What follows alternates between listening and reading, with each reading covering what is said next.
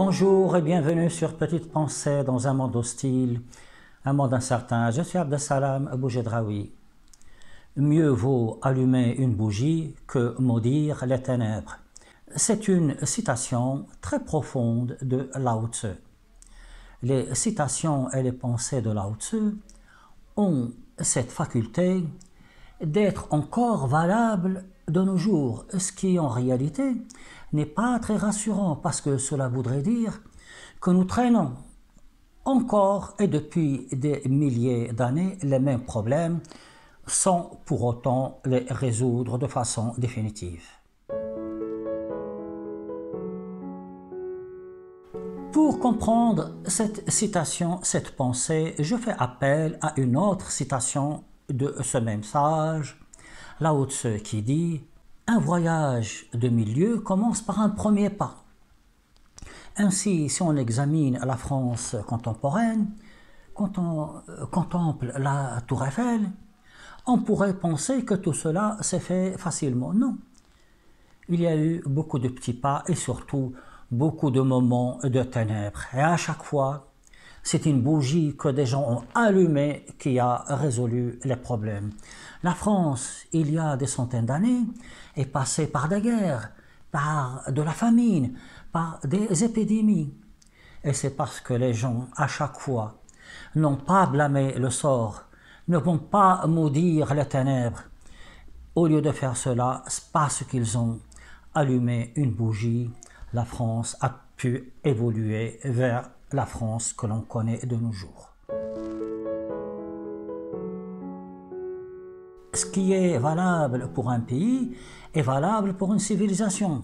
Souvenez-vous, vers le 15e et 16e siècle et un peu également vers le 17e siècle, en Europe, les gens croyaient à une vision cosmologique de l'univers. Cette vision est basée sur la conception philosophique grecque antique et romaine, surtout chez les stoïciens. Les gens pensaient que l'univers était clos, que l'univers était bien agencé, que l'univers était bien ordonné sans le moindre chaos. Toutefois, avec les travaux de Kepler, de Galilée, de Copernic, on s'est aperçu que l'univers était différent de la représentation qu'on se faisait. Ainsi, la Terre n'est pas au centre de l'univers.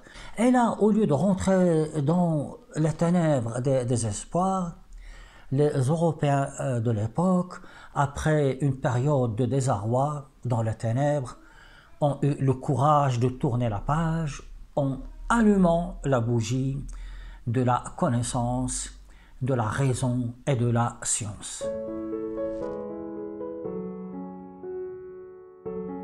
Ce qui est vrai à l'échelon du pays et à l'échelon d'une civilisation, l'est également à l'échelon de personnes, de familles, d'individus.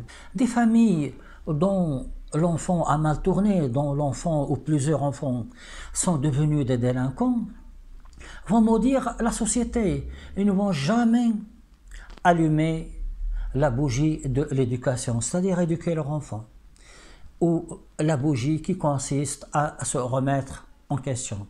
Eux ne sont jamais coupables, c'est la société et les autres qui sont coupables. Une famille normale éduque ses enfants. Chaque jour, quotidiennement, si l'enfant ne dit pas bonjour, la famille le reprend. S'il ne dit pas s'il vous plaît, s'il ne dit pas merci, la famille va le reprendre. Et s'il faut le reprendre 10 fois, cette famille va le reprendre 10 fois. À aucun moment, elle ne va maudire la société. À aucun moment, elle ne va dire c'est la faute des autres. Au contraire, cette famille va allumer la bougie de l'éducation. À aucun moment, ni le père ni la mère de ses enfants ne vont avoir des propos vulgaires, des propos obscènes ou des propos violents devant leur enfant. Cela s'appelle bien éduquer ses enfants.